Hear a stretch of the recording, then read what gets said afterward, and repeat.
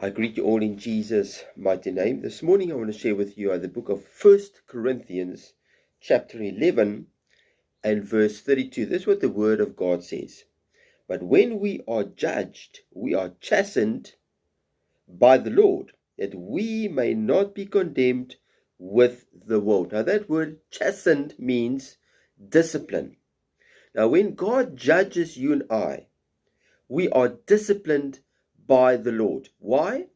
Because the Lord does not want us to be condemned with the world.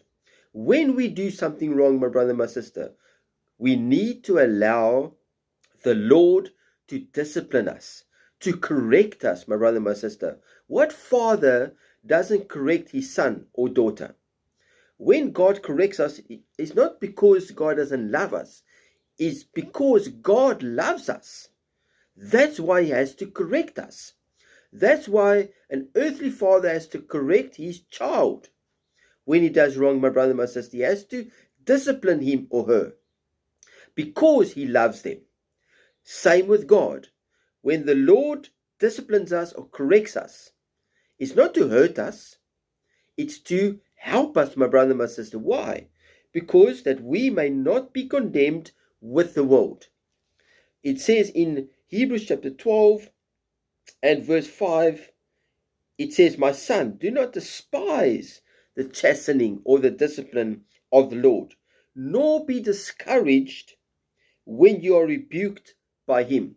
When God rebukes you and I, my brother and my sister, it's not to hurt us or to hate us. It's because he loves us, my brother and my sister. He doesn't want you and I to be condemned with the world, because this world is going to be condemned, my brother and my sister. But God doesn't want you and I to be condemned with the world. That's why God has to come and he has to rebuke us. He has to correct us, my brother and my sister, because he loves us. So the word of God says to you and I this morning, do not despise the discipline of the Lord, nor be discouraged when he rebukes you. Don't be discouraged, my brother and my sister, when God rebukes you and I. We have to accept his correction, accept his discipline, because he's a father and he wants the best for us, my brother and my sister.